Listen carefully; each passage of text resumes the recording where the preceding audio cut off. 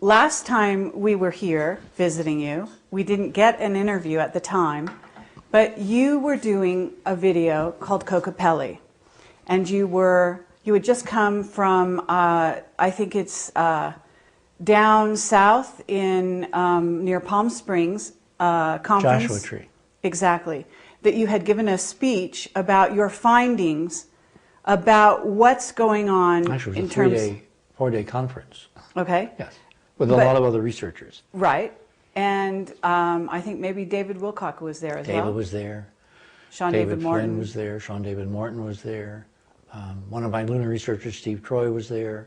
Ken Johnston was there. Okay, and I really wanted to be there, but was not able to be there. But we were fascinated to find out that Richard Hoagland was now investigating what is happening to the planet as we enter what is this uncharted, waters, in a sense, of the future, going from now, 2008, we're right on the verge, to 2012 and beyond.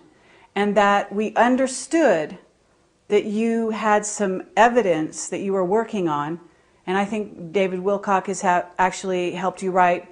There's an article on your website called Interplanetary Day After Tomorrow that begins to document the changes that are happening on other planets, not just our own Earth, in terms of the heating up of the planets and the changes. And what we want to talk to you about is, what did you find? The way I came to it, and what knits these two apparently disparate subjects together, what has NASA been doing all these years that it hasn't wanted us to tell us, and what is coming in 2012, turns out to have a very critical, important connection. Remember, I started out looking at a set of Martian ruins. Even if NASA said they weren't ruins, they were just a trick of light and shadow. As part of that work, published in the Monuments of Mars and reiterated in great detail in Chapter 2 of Dark Mission, we tripped over this physics that we are not supposed to know. I was told the other night by an intel source on the phone, and this is an exact quote. It is so striking and so important that I get this right, because it exemplifies what's been going on behind the scenes for all these years in terms of them telling us the truth. I was told that they would rather give up a major American city, Perin, to nuclear terrorism than give up this physics. And the physics is the physics of anti-gravity, so-called free energy, even consciousness and life itself. It's all bound up with the fact that physics 100 and some years ago, when Maxwell was writing his equations and the modern foundations for electromagnetic theory were being laid in England, took a radical wrong turn. And in hindsight now, as I back and engineered this, and we talk about this in Chapter 2, it wasn't a wrong turn done by people who were misled, who were making mistakes, who just didn't know what they were doing. It was a conscious suborning of the truth. It was done by people manipulating science and scientists, by controlling the journals, by creating the peer review process, by basically eliminating unwanted papers, by attacking character assassination of scientists who were not following the straight and narrow, a conscious herding of the scientific community away from technologies and a fundamental understanding of physics that would liberate all humankind. In other words, control. Remember, I am back engineering this by looking at a set of ruins on another planet, looking at some geometry, and through exquisitely interesting steps that I won't bore you with now because they're in both books, realizing that we had laid out on the surface of another planet an entire physics, entire window to a whole new way of looking at the world, of looking at reality, of what really controls all the stuff up to and including our technology that we take so for granted and think works one way and in fact works on slightly and sometimes major different principles. So with that as backdrop, as I started looking at the ruins on Mars, and then I expanded my search to look at the ruins on the Moon, and these little shards of glass and the confirmations that in fact it's all real. All this stuff that I've been saying all these years NASA's hiding, yeah, they have. Then the question arose, if we're looking at ancient civilizations on these planets that are no longer there, what happened? I mean, if they had this almost magical, godlike power, why aren't they still there? Why are we, as their last surviving, descendants in the model that they're us and we are them, why are we in such an awful condition, fighting with each other over a few drops of oil when the universe around us could provide limitless energy to build the staggering scale of stuff we find right next door on the moon? Something must have happened. So that got me into thinking, okay, we know from terrestrial history that life does not go on, that there in fact are bad things that happen. They happen to people, they happen to cities, they happen to nations, they happen to civilizations. Things have an ebb and flow. There's Shakespeare, the 7 ages of man, beginning, the middle, and the end to collapse it. So if this stuff, no matter how amazing the guys were that did this, if this could come to an end, and it looked like it came to, in many cases, a catastrophic end. I mean, you look at the stuff on Mars, it's obvious that there was a huge planetary catastrophe that swept this away, that buried it under miles of muds and sediments, and it's been eroding, and we're seeing the traces of buildings peeking out from underneath. Even the Russians talk in some of their literature about buried cities under the sands of Mars in their mainstream scientific literature. So you look at all this, and I said to myself, okay, could this happen here again?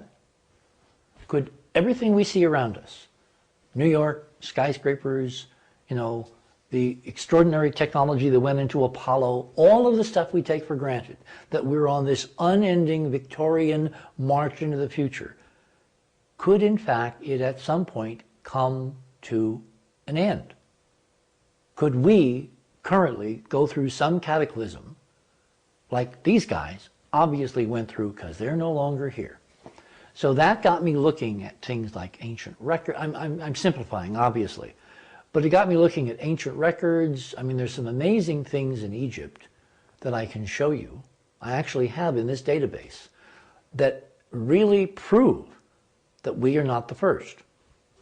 There was this eerie parallel between the face on Mars and the faces of the iconic pharaohs in Egypt, up to and including that headdress, which is called a manes, M-A-N-E-S. It had stripes. If you look at some of the early versions of the Viking imagery of the face on Mars, it's got lateral stripes on both sides of the platform on which the face is lying. That told me that there was potentially an Egyptian connection. Then you fast forward the film and you get into people like Vladimir Ivinsky, who was a Russian researcher, who completely separately in 1984 published in Soviet Life magazine a chronology of his investigation of Cydonia, and he wound up calling the face on Mars the Martian Sphinx. More fast forward to film. As part of my research, when Errol Torren came on board the investigation, we realized one day that there was exquisite mathematical linkage between the physical placement of the ruins on Mars and the physical placement of the ruins in Egypt. In fact, if I remember this correctly now, the cosine of one was equivalent to the sine of the other. And the odds of that happening were like 7,000 to 1. In other words, each special place with a sphinx and pyramids on 2 separate planets knew the other's location to within 1 part in 7,000. And that's just not in the cards. That's not, as George Murray says, I don't believe in coincidence. Well, George is right. This cannot be coincidental. The more you delve into Egyptian history, Egyptian hieroglyphics, Egyptian architecture, all of the stuff Egyptian, which by the way is what the Masons are basing their stuff off of, you find this incredible subliminal connection to Mars. Now, when I'm looking at a departed civilization on another planet, where I have no ground truth, if I can on this planet find linkages where I might have ground truth, that makes me pay attention. Well, bottom line, there appear to be, both in the mythos, in the architecture, in the math, the geometry, at all levels, some profound, deep connection between the monuments of Mars and the monuments of Earth, specifically in Egypt. What I called in monuments the terrestrial connection.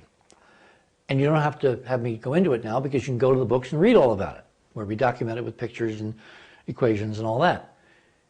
However, that got me looking and really paying attention to a few little blips that in Egypt there may in fact be records, current extant records, a hint of a former high-tech civilization which in the model might have either gone to Mars and built the stuff we were seeing, although now I don't think that's the case, there's too much stuff there, or in fact have been back, what do they call that, blowback, although that's a negative term, where, well, not back engineer, but in other words, the civilization on Mars that we see in ruins could have sent refugees or colonists or whatever to Earth, and then you would have an independent development where they would develop high civilization, and you might see on Earth the record of that ancestry reflected in the monuments. One case in particular was what we see on the screen. This is Abydos, which, by the way, is a very critical planet in the whole Stargate mythology around the very popular television show. And that raises the question, what do those folks know, and when do they know it? This is Abydos. What's striking is this is the temple of Seti I, who was one of the Renaissance pharaohs.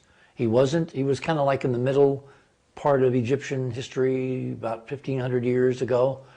He was a Renaissance guy. He basically was looking back to the beginnings of his culture, his civilization, and he had the power and the money and the ability to order his guys to basically find the good stuff and build monuments affirming what great guys those old original founders of Egyptian culture were.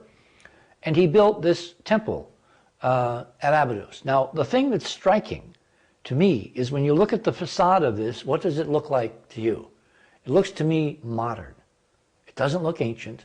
Mm-hmm. In fact, it looks really, really modern. In fact, I'll tell you what it looks like. It's a big, massive, five-sided building on the other side of the Potomac called the Pentagon. If you look at the Pentagon at ground level, it looks like this, including the columns, which are made out of concrete. These are made out of stone.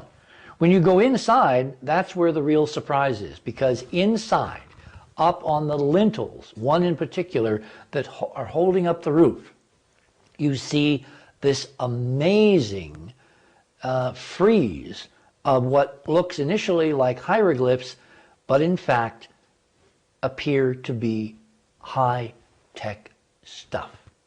Like, here's a helicopter, here's a tank, here's an obvious anti-gravity spacecraft with tail, here's a land speeder. I mean, this looks exactly like Luke's land speeder from Star Wars, all right?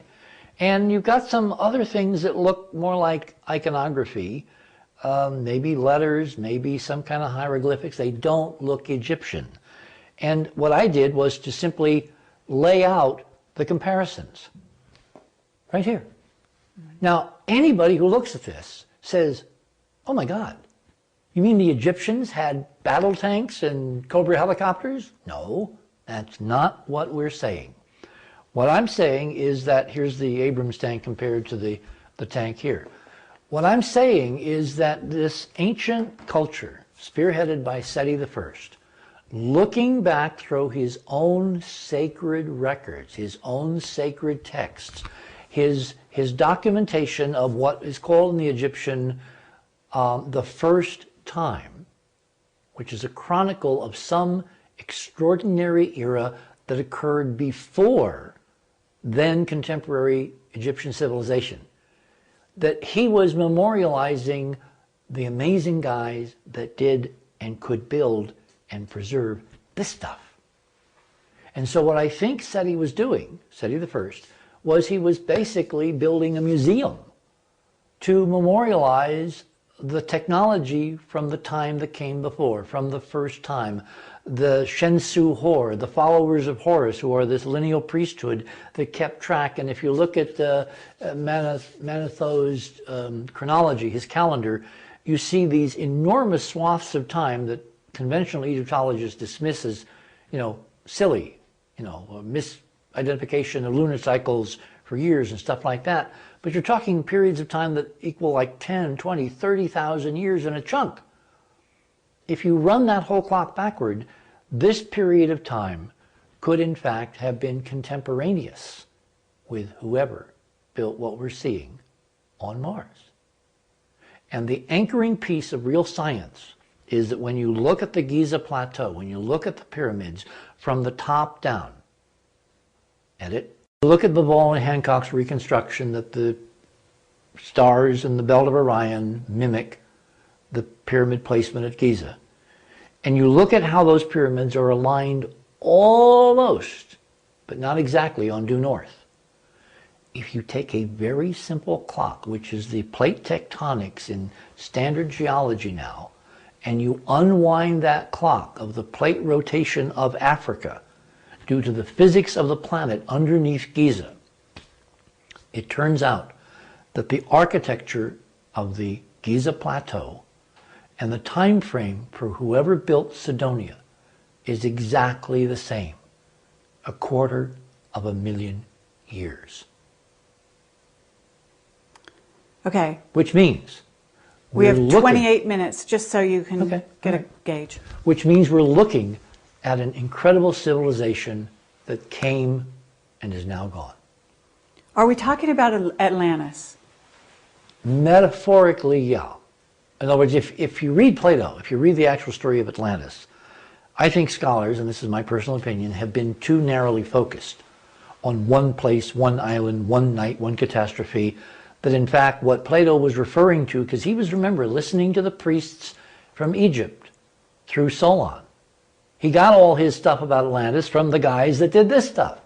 He was talking about an era, about a civilization, about a culture, not one little spit of land where a bunch of guys did something really wacky and were beaten down by the gods.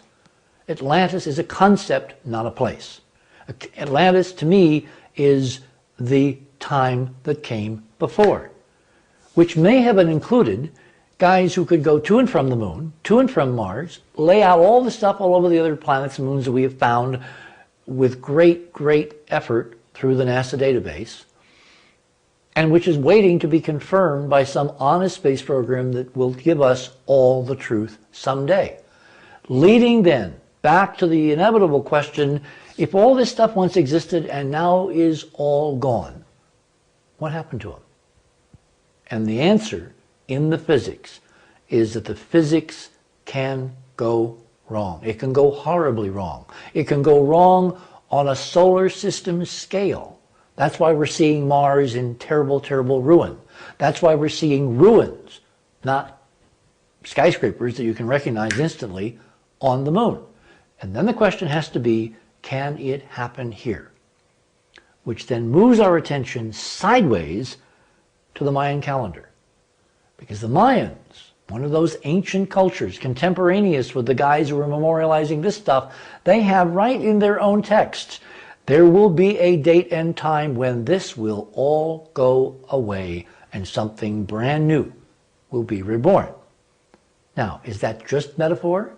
Does it apply to consciousness, a new way of looking at the world? Is it new age, airy fairy, oh, we're all going to love each other someday? Or does it relate to the possibility that in this physics there is a set of ticking time bombs to where if we don't take this knowledge, this physics, this technology, all the secret classified black ops stuff they've been sitting on for 50 years, if not far longer, that we will be in deep, as President George Bush Sr. said, doo-doo, when the day of reckoning, 2012, December 21, 2012 arrives, and we are totally unprepared for what might happen. And again, I said earlier that politics is 99% perception. To my mind, there are two questions here. One is, what's really going to happen? And I'm working with enterprise and researchers like Joseph Farrell and others to try to figure out the physics. And the other track is political. It's what do they, the controllers, the people who have literally suborned history, kept us from knowing our real history, completely suppressed current history, given us a fake script. What do they think is going to happen, and what are they doing to get ready? Oh, and by the way, not telling any of the rest of us. Right.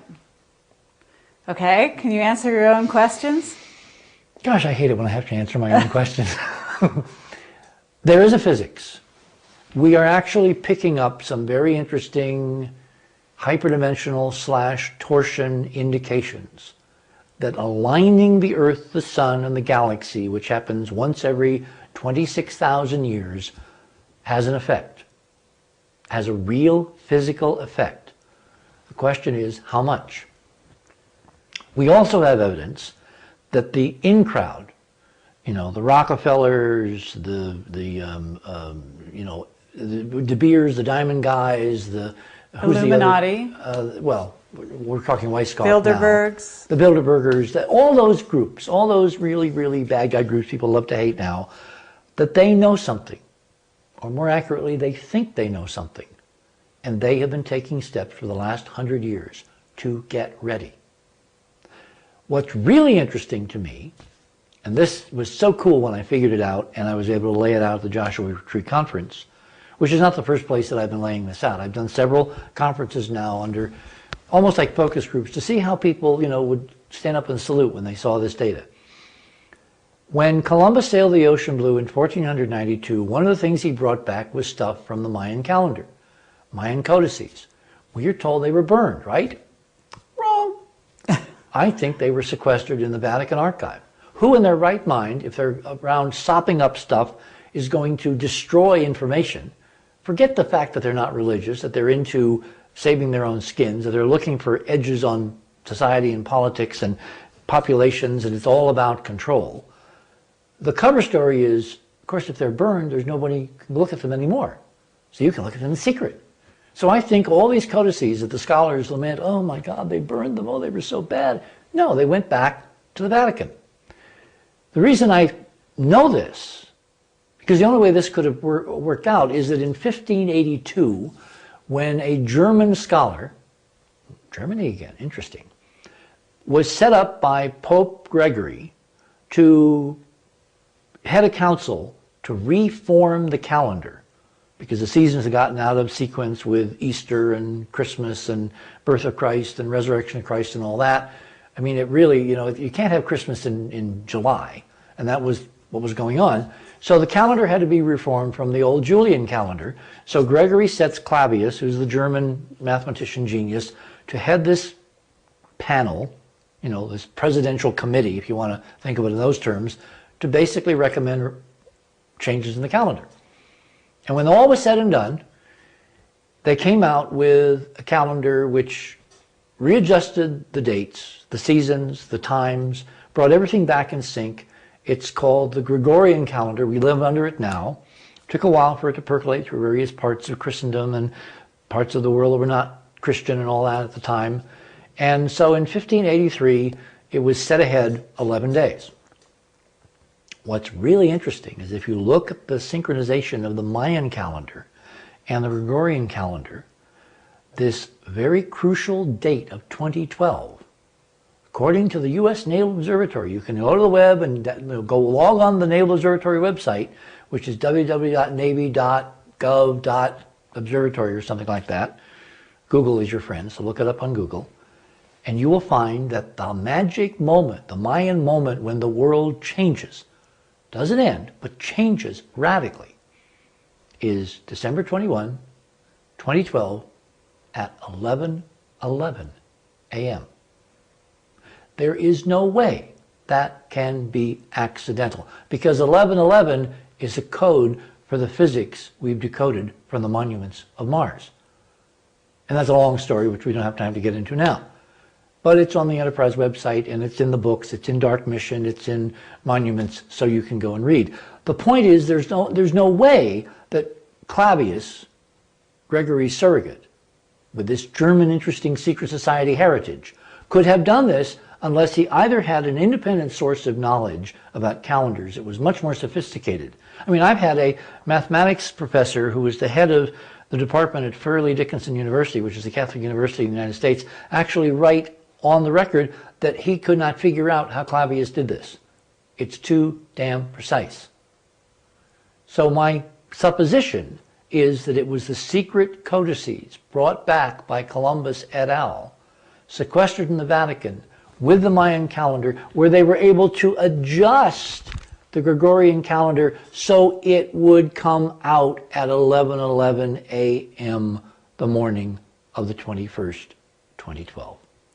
Okay, so what happens? Oh, I was afraid you'd ask me that. I don't know. Are you working on that? I'm working on it, of course. It's a work in progress. Okay. I don't know. I mean, I'm not going to sit here and tell you what I don't know. I can tell you what I suspect. Okay. But because the implications are so serious and the amount of effort being spent by the bad guys is so great, I strongly infer that it's not going to be a good hair day for a lot of people. But I cannot take that to the bank yet. Sure. There are various ways that this could be changed radically. One way is if the guys in the black ops community who are playing with their secret toys, their secret spaceships, their secret space program, going to and from, looting the moon, finding the libraries, doing God knows what they're doing out there, if they suddenly realize that this technology is actually applicable to entire worlds, that there's a physics here that can literally take control of the planet and prevent bad things from happening, that would be really cool. Because the thing that would get us in the end is if there's a real problem coming and there isn't a damn thing we can do about it. Fortunately, based on all kinds of evidence, including the folks that you guys talk to all the time, everybody inside knows all this stuff. It's just us peons outside that are not supposed to know it. Right. Which means nothing has to be invented. All it has to be is redirected from over here, whatever they're doing with it, to over there, which is the planetary problem. And our job is to get people on the inside to realize they don't have a ticket out of here. Mm-hmm. That they're caught with all the rest of us. That we're in it together. We're all in it together because the lie has been different at every level. And even if they've been told they have a ticket to leave Dodge, they probably don't. So they have families and aunts and uncles and dogs and cats and mortgages and all that stuff, and they will be here when whatever is coming in 2012, based on a physics that I can document, is here. Okay, well, we have a scientist who is talking to us very briefly for a moment. He came out and he said there are going to be 3 events between now and 2012. And he is a well-regarded scientist, someone you would know. And perhaps you've been talking to him. We don't know. We can't name him. Okay. And he says, one is a CME, a coronal mass ejection from the sun. And Bill, you got to help me with this. The second is a magnetic pole reversal. Okay. And said, finally, a pole shift. And he said that these events will begin in 2009 and culminate in 2012. And then he wouldn't tell us any more because he said he was constrained by national security clearance, and we were the first people we'd spoken to outside of the national security community for the last 7 years. And it was only because we recognized his name and said, are you... He paid us a compliment. He sent us an email, and we got into a small dialogue. Now, we are being approached by all kinds of people, some from Black Ops. Aren't we all? With secrets to tell, as well as remote viewers, etc., etc. And they've all got information about what may be coming down the pike from between now and 2012. Mm-hmm. We just went to Russia and interviewed Boriska, the child with past life recall of a life on Mars, who started talking at the age of 7, and we're going to be releasing that interview fairly soon. Basically saying Moscow is going to be inundated by water in a very matter-of-fact tone. and that it's going to happen in 2009. He doesn't know at this age of like 11, he doesn't know why or how. He just knows it's going to happen.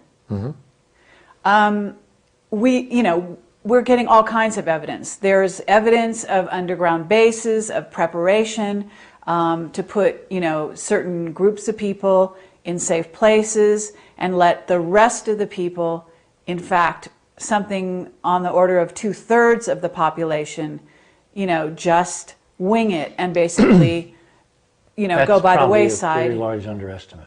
It's an underestimate. Okay. Now, all of this, we don't like to believe that this is going to happen or that some cataclysm is so massive going to hit the earth in such a way that that these events are going to cause, total destruction and the end of human life. But we're being approached. Let me interrupt. So it's we're asking you. It's not the end of human life. It's the end of this cycle of civilization. And we will go on, the human race will go on, and if past evidence is accurate, which it is, there will be a new cycle, there will be a new set of cultures and civilizations, and we'll be the myths of their minds and their scribes and their sages, and they will someday develop spaceflight, and they will go to the moon, and they will have people who will keep this truth from them, and the cycle perpetuates ad nauseum, unless we stop it here. So the name of the game, all of us who are looking at this from various facets, like the elephant, that's why the elephant is sitting over there, is we all need to combine our forces, our resources, our knowledge base, our goodwill, and most of all enlist you guys out there watching this and change the script. The tools are there. I now know the tools are there. No matter what is, quote, coming, it can be dealt with because the physics is so extraordinary.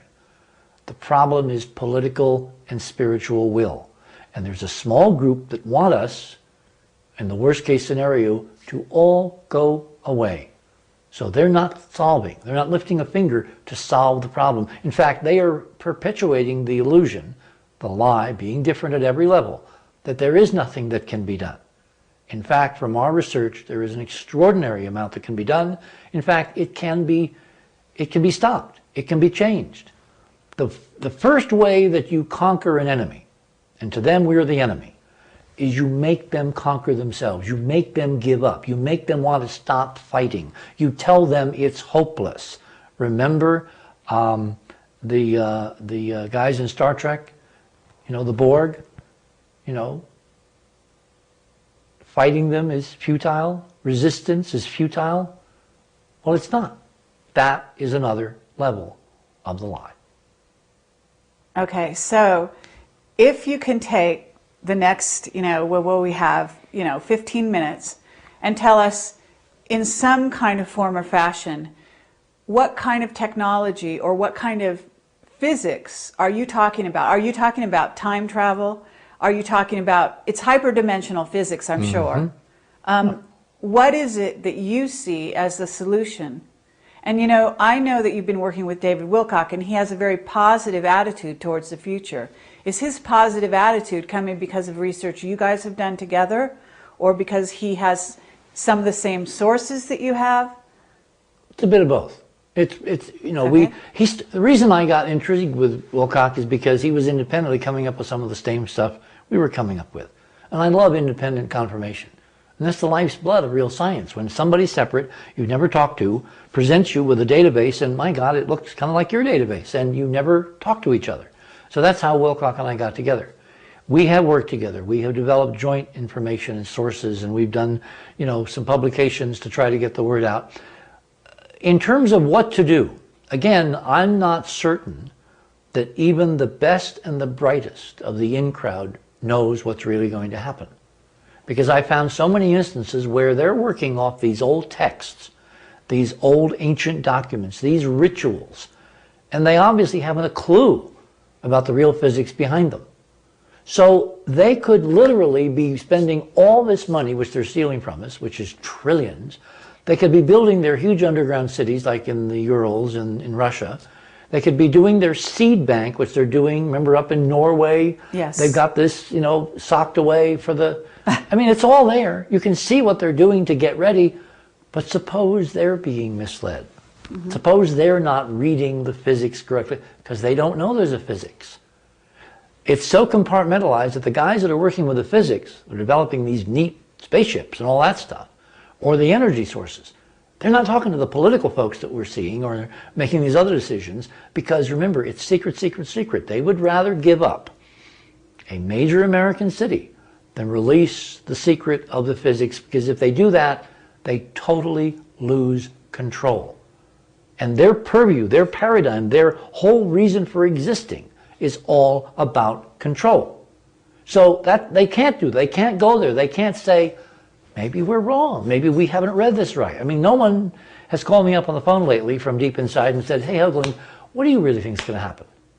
Unless you guys work for them, in which case it's a very elegant technique. The point is that you have to go by the numbers. And the numbers tell me, at this point, two very important things. One is it's not a date. It's not going to happen at the stroke of midnight on December 21, 2012, or 11:11 a.m. That's part of the synchronized ritual. That's a reinforcement that this is really based on the physics, because the code is 11:11. 11:11 is actually, I'll tell you the answer, then you can go and back engineer how we get there. 11:11 is a code for 19.5, which is the key geometry of the upwelling physics of every planet in the solar system. So that tells, it's like the swastika. It's like another version of imprinting something, an imprint, that this is really physics-based, HD physics-based. Okay. So there are two tracks using this physics to avert what is to come, if there is something bad coming. One is technology. I strongly suspect that HARP, in fact, is one of the positive technologies, protected by all the stupid lies all around it. I mean, the worst case scenario, you know, the mind control and they're doing this, they're bombarding people with M-rays, you know, all this stuff. No, it's to protect what HARP's real raison d'etre is, which is to try to work with plasmas in the ionosphere, because plasmas are a key to controlling torsion waves, and torsion waves are the 3D etheric manifestation of the HD physics in this dimension. So you got a huge multi-gigawatt transmitter working with plasmas upstairs at the poles. Now we find the Russians are very interested in both poles. They've sent an expedition to the North Pole, that Putin did something very curious this past summer, and they also sent a not-so-secret intelligence guy in charge of their intelligence activities to the South Pole. Now what was that all about? Well, it's because the poles are the secret to controlling the Earth if it wants to flip over. So someone somewhere is actually working on a technology to prevent the worst case scenario. That's good news, because they live here. That means at least one group isn't going to try to leave Dodge. They're actually working to solve the problem. And I can point to, there are some other cute aspects of HARP that we don't have time to get into, but they're on the web and they're in Dark Mission, and they're just so amazingly cool, affirming that some group actually is looking to solve the problem for all of us. Okay. And that's only with the physics and technology we can see. We don't know what's going on behind the scenes that we're not seeing, that's classified. In other words, they could, as I told one neocon some years ago, when I was having this discussion with him, and it was really amusing, because this is somebody that lives, he's a very high-level banker, go to the money, follow the money, which I did. He lives right next to George Bush down in Houston, all right? So he's obviously intimately involved in that set of conversations. And I laid out exactly at that point, which was several years ago, what I thought might happen. Not will, but might. And he looked at me, and it was the second most intriguing thing that had been told me after Gene Roddenberry's statement. He looked at me and he says, "But you realize, Hoagland, that you'll get no credit for this." And I said, "What?" He says, "Well, this has to be done in secret. Nobody could ever know." I said, "Go do it. To hell with credit. Just go do it." And so things are being done. Mm-hmm. Now, we don't have to know if what's happening. We don't know we don't need to know the details.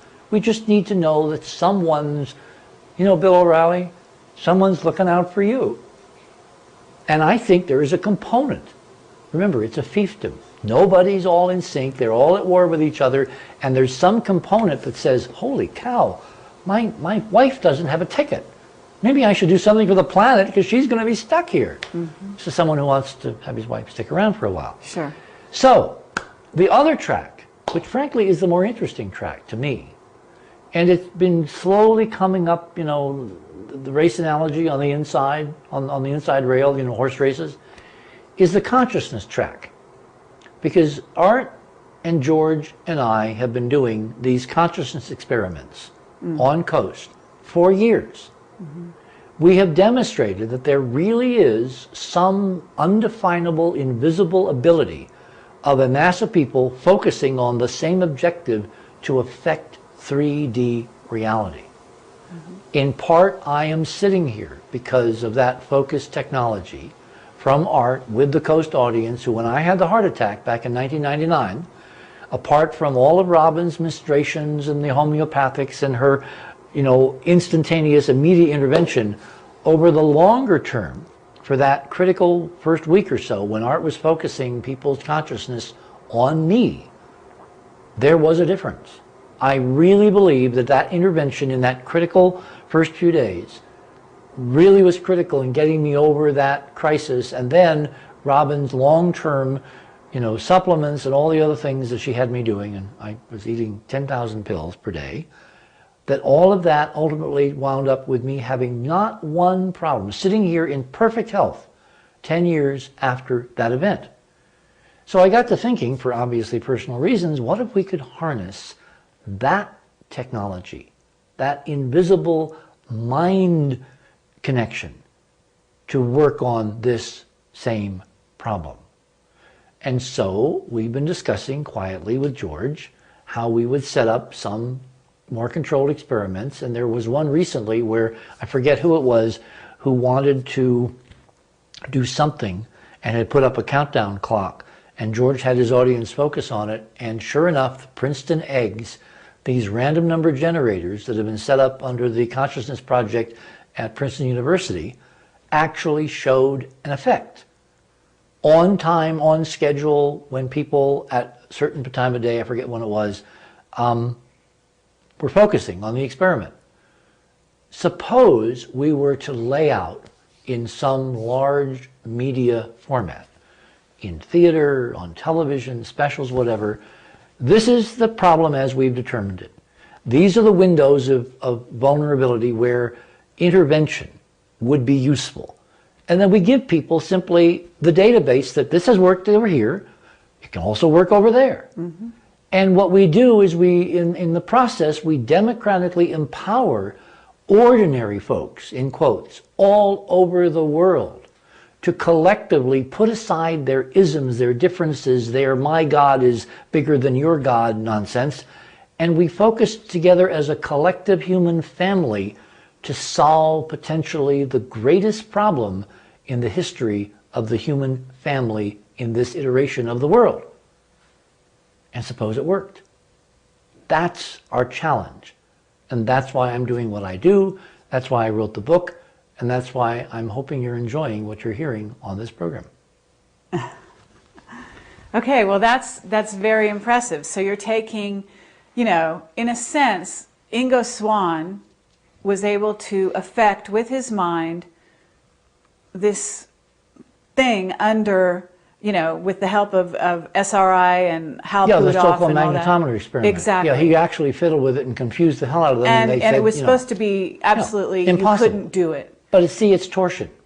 It's all about torsion waves. The Soviets, the Russians, back when they were the Soviets, have 50 years of a database of this is a real physics, which again has been suppressed in the Western world. So what I'm trying to do is I'm trying to bring these two cultures together. I mean, isn't it interesting that we had so much positive response to our Washington, D.C. National Press Club press conference? We had 4 Russian networks show up. We had a Russian network show up in this living room and sit here with me on the screen showing some of this stuff. which is going to be beamed on NTV, which is the largest commercial Russian television network, to 120 million Russians in the next few days. If we can build bridges between two cultures that have a database that shows this is real science, this is real physics, this cannot be suppressed, provided ordinary folks forget the authorities who have been lying to them, and they listen to the folks that are trying to get them to see elements of the truth. And then, of course, they have to do their own homework, because you can't sit and listen to me and believe me. You can't. You should not. But you have the net.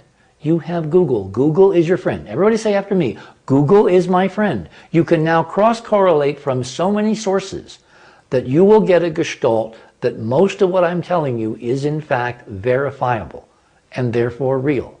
And if that's true, you can't sit there on the couch watching television any longer. You've got to go out and do something, because 2012 is coming.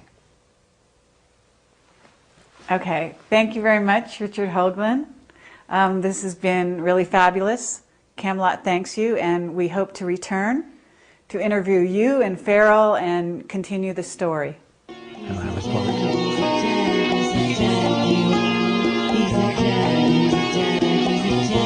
Yes, excellent.